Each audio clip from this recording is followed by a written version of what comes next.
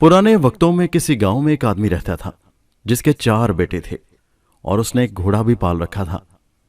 जब वो आदमी मर गया तो उसके बेटों ने आपस में मशवरा किया कि घोड़े को काट कर उनमें से हर एक घोड़े का एक एक पांव ले ले, लेकिन इख्तलाफ ये था कि बाकी जिस्म को किस तरह बांटा जाए, क्योंकि वो चारों बेवकूफ थे। इसी असना में एक शख्स का वहां से गुजर हुआ। उसने उनसे पूछा, भाइयों, आप में किस बात पर इख्तलाफ है? मुझे बताओ, हो सकता है मैं तुम्हारे मसले को हल करने की कोई राह निकाल लूं। उन भाइयों में से एक बोला कि इस घोड़े को हम बराबर बराबर किस तरह बांटें? उस शख्स ने कहा, इस घोड़े को फरोख्त करके रकम आपस में बांट लो। चारों भाई इस बात पर रजामंद हो गए और घोड़े को बेचने के लिए रवाना हो गए। सफर के दौरान एक जंगल में रात हो गई। चारों भाई दिन भर के थके मांदे थे। लेटते ही उन्हें नींद आ गई। जब वो गहरी नींद सोए हुए थे तो रात के किसी पहर एक चोर वहां निकला। उसने देखा कि चारों आदमी बेखबर पड़े खराटे भर रहे हैं। वो आहिस्ता से घोड़े की तरफ बढ़ा। उसने घोड़े की रस्सी खोली और आहिस्ता से घोड़े को भगाकर वहां से ले गया। थोड़ी देर बाद एक भाई की आंख खुली तो उसने देखा कि घोड़ा वहां से गायब है। जल्दी से उसने दूसरे भाइयों को भी जगाया और बताया कि हमारा घोड़ा चोरी हो गया है। एक भाई ने अंगड़ाई लेते हुए कहा, सो जाओ, रमजान खान ले गया होगा, सुबह से ले लेंगे। सुबह चारों उठकर रवाना हो गए। रास्ते में उन्होंने एक ऊंट के पांव के निशानात देखे तो उन चारों भाइयों में से एक कहने लगा, ये ऊंट के पांव के निशानात हैं। उनमें से एक ने कहा, भाई, ये किसी नर ऊंट के निशानात हैं। दूसरे ने कहा, भाई, ये ऊंट तो एक आंख से अंधा भी लगता है। फिर वो आगे बढ़ गए। अभी कुछ ही दूर गए होंगे कि उन्होंने देखा कि एक शख्स परेशान हालत में आ रहा है। उसने उनसे पूछा, भाई, आप लोगों ने यहां कोई ऊंट तो नहीं देखा है? तो उनमें से एक ने कहा, नर ऊंट। दूसरे ने कहा, एक आंख से अंधा भी था। तीसरे ने कहा, मुहार को तोड़कर निकल भागा था। उस शख्स ने कहा, तुम बिल्कुल ठीक कहते हो, ऊंट कहां देखा है तुमने? इस पर उन्होंने एक जुबान होकर कहा, हमने ऊंट तो नहीं देखा, तुम आगे जाकर ढूंढो। उसने कहा, भाइयों, तुम्हारे पास ऊंट के मुतल्लिक इस कदर मालूमात हैं और फिर भी तुम इनकार कर रहे हो। भला ये क्या बात हुई? हो ना हो तुम ही मेरे ऊंट के चोर हो। चलो बादशाह के हजूर चलो, वही इस बारे में फैसला करेंगे। चारों भाई और 5वां ऊंट का मालिक बादशाह के दरबार की तरफ रवाना हो गए।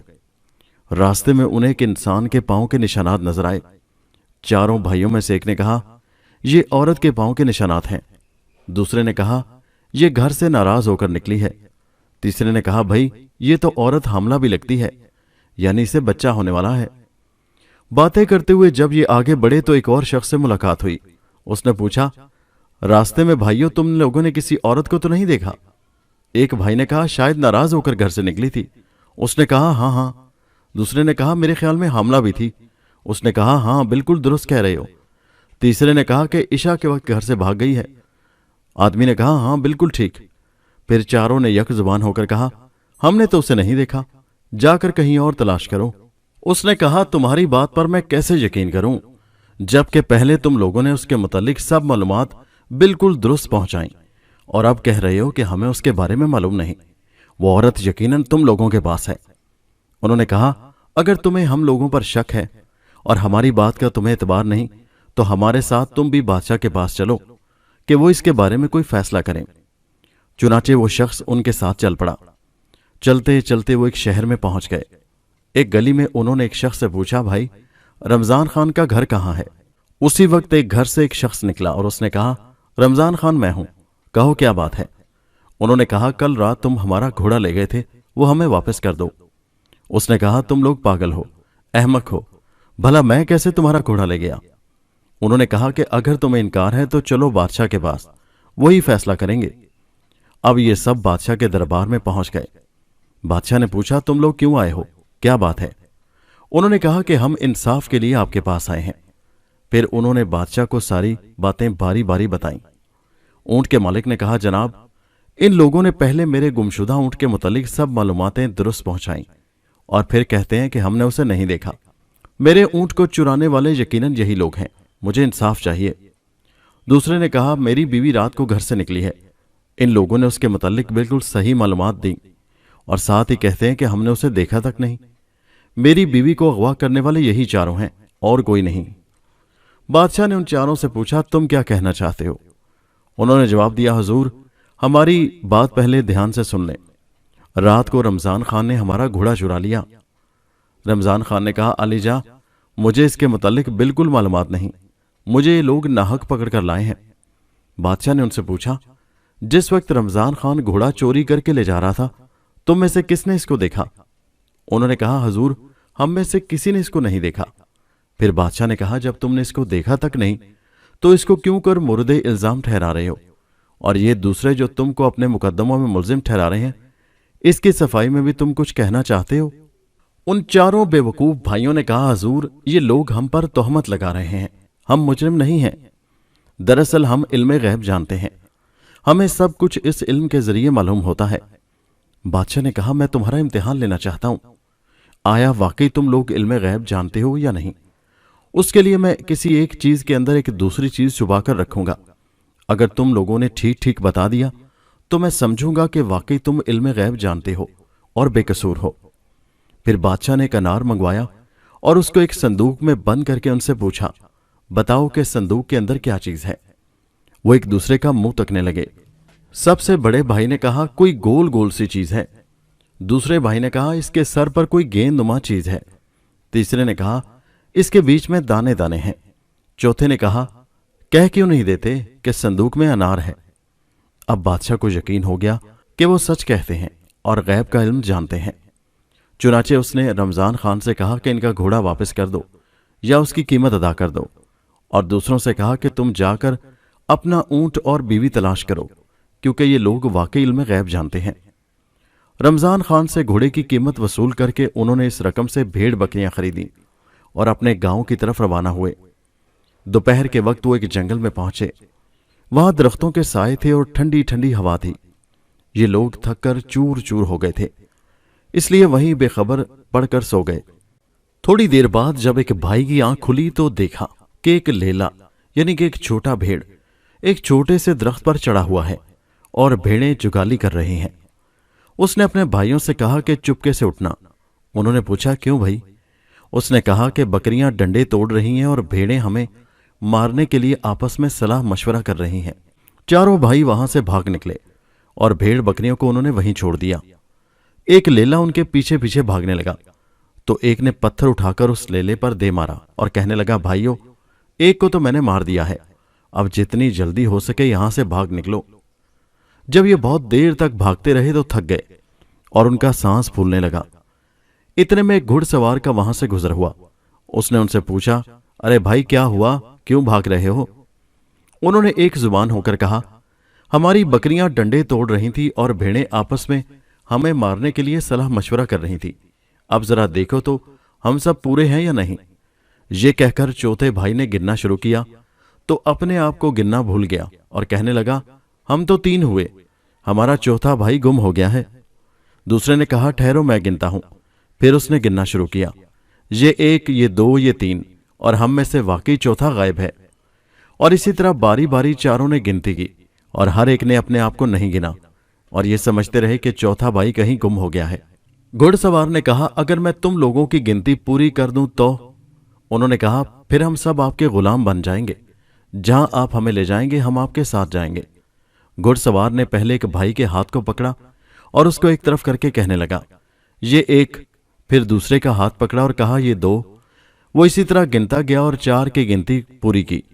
इस पर चारों भाई खुश हो गए और कहने लगे कि हम आज से आपके गुलाम हैं। उस घुड़सवार ने कहा, अब मेरे साथ चलो ताकि तुम्हारी भेड़ बकरियों से तुम्हारी सुलह करा दूं। ये सब जब उस तरफ जा रहे थे तो रास्ते में वो लेला नजर आया जिसको उन्होंने मारा था। उन्होंने उस शख्स को बताया कि यही वो लेला है जिसे हमने मार दिया था। उसके बाद जब भेड़ बकरियों के रेवड़ पर उनकी नजर पड़ी तो वो भाग खड़े हुए। घुड़सवार भेड़ बकरियों के करीब गया और उनमें से हर एक के सर पर थपकी दी। फिर उन भाइयों से मुखातिब होकर कहने लगा, अब भेड़ बकरियां तुम्हें कुछ नहीं कहेंगी। उसके बाद उन्हें कहा कि आओ तुम भी मेरे साथ चलो। घुड़सवार भेड़ बकरियों को लेकर अपने घर पहुंचा। चारों भाई पहले ही उसकी गुलामी कबूल कर चुके थे, वो भी उसके साथ आ गए। उसने उनमें से एक से कहा कि तुम रेवड़ चराने ले जाओ। दूसरे से कहा कि बेलों के इस जोड़े के लिए घास काट कर लाओ और इनको खिलाओ।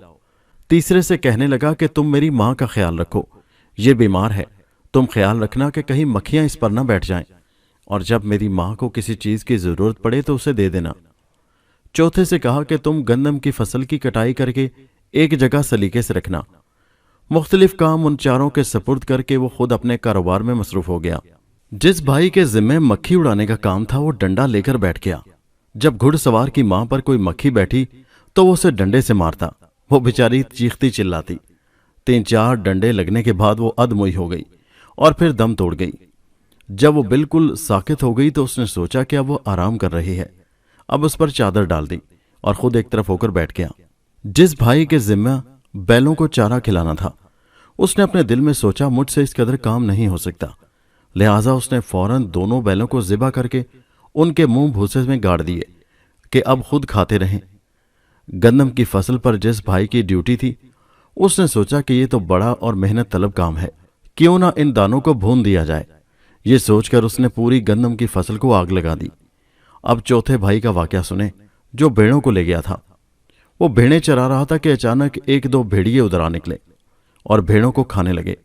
اس نے سوچا کہ اس گاؤں کے کتے کیسے بھوکے ہیں جو بھیڑوں کو کھا جاتے ہیں اور ان کے مالک ان کو کچھ نہیں دیتے۔ وہ بھیڑوں کو وہیں چھوڑ کر خود واپس لوٹ آیا۔ دوپہر کو جب گھڑ سوار گھر پہنچا تو ایک بھائی سے پوچھا، میری ماں کی اچھی طرح سے خدمت کی ہے نا؟ اس نے کہا، جناب کیا پوچھتے ہیں آپ، جب سے آپ گئے ہیں اس وقت سے آرام کر رہی ہیں۔ جب اس نے چادر اٹھا کر دیکھا تو ماں کا چہرہ خون آلود ہے اور وہ مر چکی ہے۔ اس نے اس بھائی کا کام دیکھا تو پریشان ہو گیا۔ اس نے سوچا کہ دیکھوں دوسرے بھائیوں کی خبر لینی چاہیے کہ انہوں نے کیا گل کھلائے ہیں۔ جب اس نے بیل والے سے پوچھا، تم نے کیا کیا ہے؟ اس نے کہا، ابھی تک بیلوں کے منہ بھوسے میں دیے ہوئے ہیں تاکہ وہ خود ہی کھاتے رہیں۔ جب دیکھا تو ان کے سر کٹے ہوئے اور بھوسے میں گھسے ہیں۔ اس کے بعد اس نے فصل والے سے پوچھا، کیا تم نے فصل کی کٹائی کر دی؟ تو اس نے خوشی خوشی بتایا کہ مجھے خیال آیا کہ آپ کی ماں بوڑھی ہے، بھلا روٹی کہاں پکا سکے گی، میں نے گندم کو بھون لیا ہے۔ جب گھڑ سوار نے دیکھا تو گندم کی پوری فصل کو جلا ہوا پایا۔ چوتھے سے پوچھا کہ بھیڑ بکریاں کہاں ہیں؟ تو اس نے کہا، اس شہر کے کتے بے حد بھوکے ہیں، آج تک ایسے بھوکے کتے میں نے نہیں دیکھے، وہ آ کر بکریوں کو کھانے لگے ہیں۔ میں نے ان پر ترس کھایا اور انہیں ایسا کرنے سے نہیں روکا۔ گھڑ سوار نے سب کی باتیں سنی تو اپنا سر پیٹ لیا اور پھر چاروں کو طلب کر کے ان سے کہا، تم لوگوں نے مجھے اس قدر نقصان پہنچائے ہیں کہ میری آئندہ نسلیں بھی یاد رکھیں گی۔ تم لوگوں نے میری ماں کو مار ڈالا اور میرے کاروبار کو تباہ کر دیا۔ خیر تم ہو ہی بے وقوف، میں تمہیں معاف کرتا ہوں۔ تم ایسا کرو کہ بیلچہ گینتی لے کر قبرستان چلے جاؤ اور وہاں ایک ایسی قبر تیار کرو جس کی لمبائی کان برابر ہو۔ چاروں بھائی قبر کھودنے کے لیے قبرستان روانہ ہو گئے۔ ایک نے گینتی ماری اور دوسرے نے اپنا کان وہاں رکھا اور کہنے لگا، یہ قبر تو بڑی بن گئی۔ غرض یہ کہ باقی بھائی بھی کان رکھنے لگے اور اسی طرح کہتے گئے کہ قبر کان سے بڑی بن گئی۔ انہوں نے سوچا کہ گھڑ سوار پہلے ہی بگڑا ہوا ہے، اگر قبر بڑی بن گئی تو وہ اور زیادہ بگڑ جائے گا۔ یہ سوچ کر وہ واپس گھر پہنچے تو گھڑ سوار بڑا حیران ہوا کہ یہ لوگ اس قدر جلدی واپس آ گئے۔ اس نے ان سے پوچھا کہ تم نے قبر بھی کھودی یا ایسے ہی واپس آ گئے ہو؟ تو انہوں نے کہا، جناب یہ کوئی مشکل کام تو نہیں ہے، ہم تو قبر کھود آئے ہیں۔ اس نے کہا، اس میں تو کافی وقت لگتا ہے، معلوم نہیں تم لوگوں نے اتنی جلدی قبر کیسے کھود لی؟ پھر اس نے کہا، چلو مجھے دکھاؤ۔ جب قبرستان میں پہنچے تو قبر ڈھونڈنے لگے مگر اب جگہ نظر نہیں آ رہی تھی۔ جب اپنی دانست میں وہ قبر کھود گئے تھے وہ جگہ کیا نظر آتی، جبکہ ایک ہی گینتی انہوں نے ماری تھی۔ اگر قبر کھودی ہوتی تو اس کی مٹی یقیناً دور سے نظر آ جاتی۔ قبر ڈھونڈتے ڈھونڈتے کافی وقت لگ گیا، بالآخر انہیں وہ جگہ مل گئی۔ تب انہوں نے اس شخص سے کہا کہ یہاں آئیے، یہ رہی قبر۔ اس نے جب دیکھا تو کہا، تم لوگوں نے تو کمال کر دیا، اس میں انسان کی لاش بھلا کہاں آ سکتی ہے، یہ تو مٹھی بھر قبر ہے۔ پھر بولا، تم لوگ جا کر میری ماں کی لاش لے آؤ، میں خود اس کے لیے قبر کھودوں گا۔ وہ چاروں گئے اور مردے کو چارپائی پر رکھ دوڑتے ہوئے قبرستان کی طرف آئے، مگر راستے میں مردہ ماں چارپائی پر سے کہیں گر گئی۔ قبرستان پہنچ کر جب انہوں نے چارپائی رکھی تو ایک دوسرے کا منہ دیکھنے لگے۔ گھڑ سوار نے پوچھا، لاش لے آئے ہو؟ انہوں نے جواب دیا، جناب ہم لاش لا رہے تھے لیکن راستے میں وہ کہیں بھاگ گئی، کیونکہ اب ہم یہاں پہنچ گئے، ہم نے جو دیکھا تو چارپائی خالی پڑی ہے۔